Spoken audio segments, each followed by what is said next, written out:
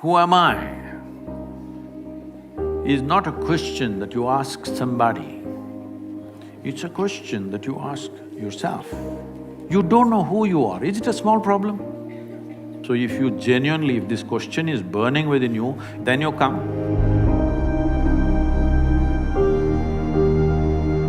Pranam Sadhguru, I am from West Bengal. My name is Shourabroto Mukherjee. I have been following you for last 3 months. Was that a warning?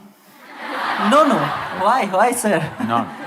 I have been following you for several last few months, and I have been watching your videos, and literally I can say that I'm your fan. But I have one question that I have noticed that you have said that whatever we accumulate in our life, like our salary, our reputation, our wealth, our body fat also, it's all, we can say that it's mine, but it's not me.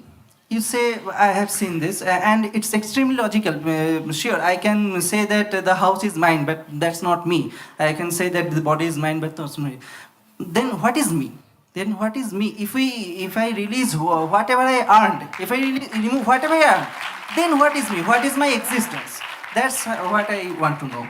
Why are you Yes, sir? asking me, huh?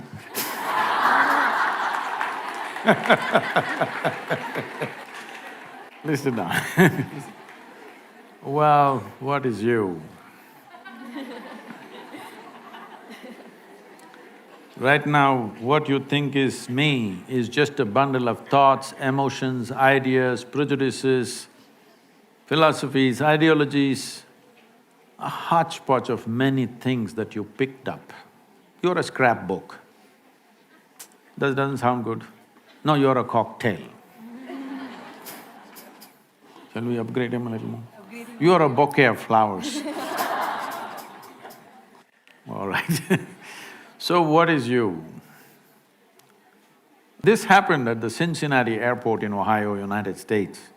People had lined up to check in at the airline ticket booth. One man just skipped the line and came straight in the front and thrust his ticket. The lady at the counter, she said, "Sir, there is a line." He said, "No, I'm in a hurry." She said, "Everybody's in a hurry, you're on the same plane. Please stand in the line." Then he said, "Do you know who I am?" She looked at him, promptly picked up the microphone and said, "There is a man here who does not know who he is, can somebody help him?" So, who am I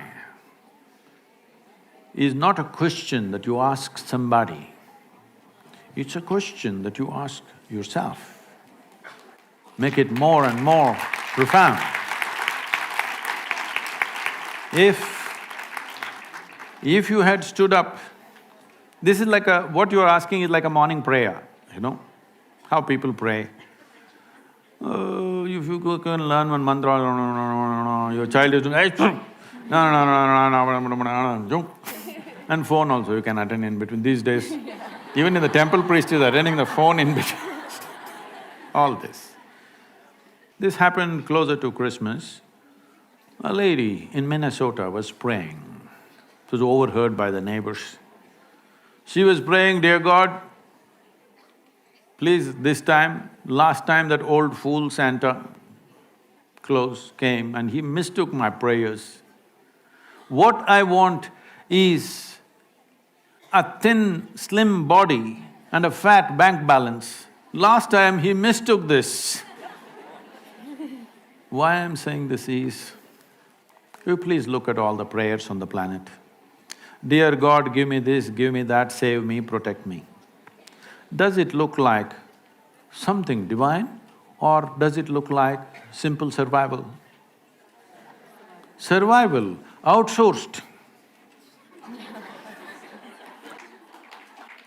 To survive on this planet, you just need 4 limbs and a few brain cells which work. So right now, Sadhguru, all that is okay, but I want to know who I am. This whole who am I business became very popular because of Ramana Maharshi, you know. You heard of Ramana Maharshi? He's not a Bengali. So Ramana said, "Who am I?" and sat down there.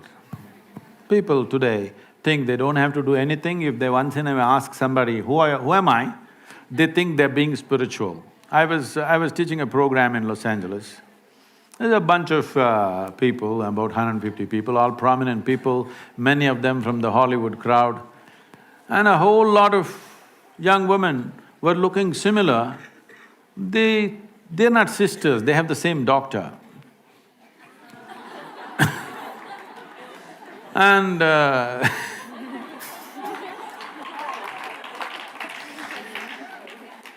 and then one of them says, Sadhguru, I'm just teaching them a simple 21-minute practice. Why? To turn you inward. Because you're asking this question out. You will not find anything. If I tell you you are an Atman, Paramatman, nonsense, where does it take you? Just more vocabulary. See, if I tell you you are a soul, you are a divine entity, you are Atman, you are Paramatman, you didn't get anywhere. You just got more nonsensical vocabulary. That's all you got. So I said, we're teaching you a simple process, 21 minutes, how to turn inward. But you're telling us all this 21 minutes we have to do all this, but Ramana Maharshi said, you don't have to do anything. I said, whoa, Ramana got to Los Angeles? But Ramana did nothing, that's a fact. He simply sat like that, cross-legged. Simply doing nothing, absolutely. Rodents came and bit and ate his flesh. It festered wounds, became worm-infected. He simply sat doing nothing. If you can do that kind of doing nothing, immediately there is an answer, all right? But now in California, they made like this, if a mosquito bites, they'll call 911. Yes, that's how it is. In this state, you don't ask. So right now, if this is an existential question, this is not a small question.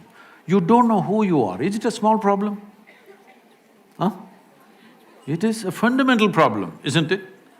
And you're getting up and introducing yourself, where you… Bengal you come from and everything, and now you're asking the question is not matured yet.